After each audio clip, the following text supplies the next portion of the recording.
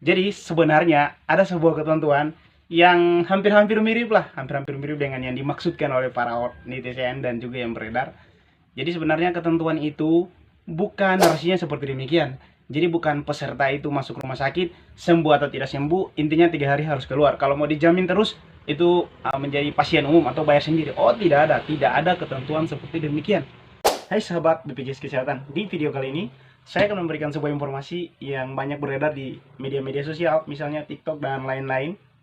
Itu banyak orang atau netizen sampai sempat komen-komen ngomong ini dan itu terkait dengan informasi untuk BPJS Kesehatan hanya mengklaim perawatan pasien ketika masuk rumah sakit rawat inap itu hanya 3 kali.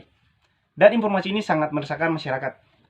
Sebenarnya informasi ini bukanlah demikian. Narasi yang sebenarnya bukanlah demikian. Terus apakah peraturan seperti itu ada atau tidak? Ikuti video saya sampai selesai. Oke, jadi tadi malam teman saya itu WA ke saya. Dia itu menanyakan bahwa dia itu mau membawakan anaknya ke rumah sakit karena lagi tidak enak badan dan harus dirawat.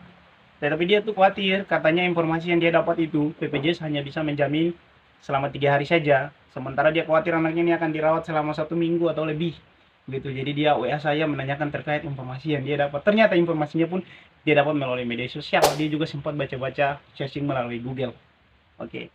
Jadi di sini saya mau jelaskan apakah ketentuan itu ada atau tidak. Ketentuan yang beredar bahwa BPJS hanya menjamin peserta yang masuk rawat inap cuma sampai batas 3 hari. Apakah ketentuan itu benar-benar ada dan apakah ketentuan itu benar-benar berlaku sehingga membuat resah banyak peserta BPJS Kesehatan ketika membaca informasi tersebut mendengar lewat media sosial.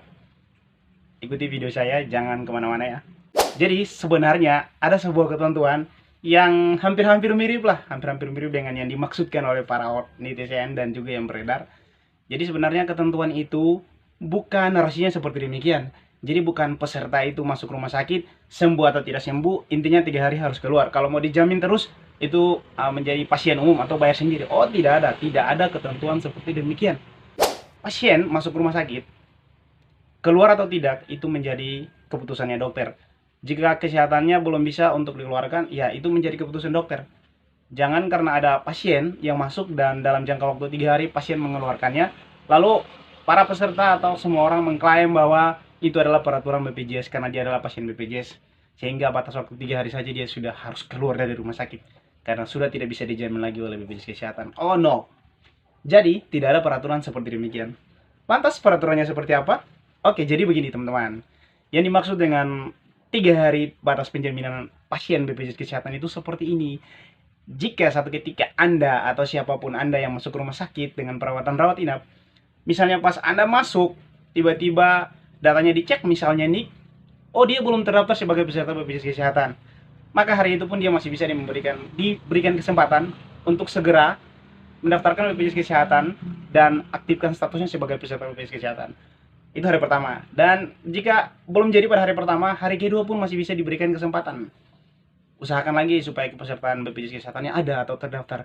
Dan sampai hari ketiga pun masih bisa diberikan kesempatan. Tetapi jika sampai pada hari ketiga kepesertaan BPJS Kesehatannya belum ada atau aktif kartu BPJS Kesehatannya, dan pada hari keempat baru kepesertaannya itu ada, sama saja.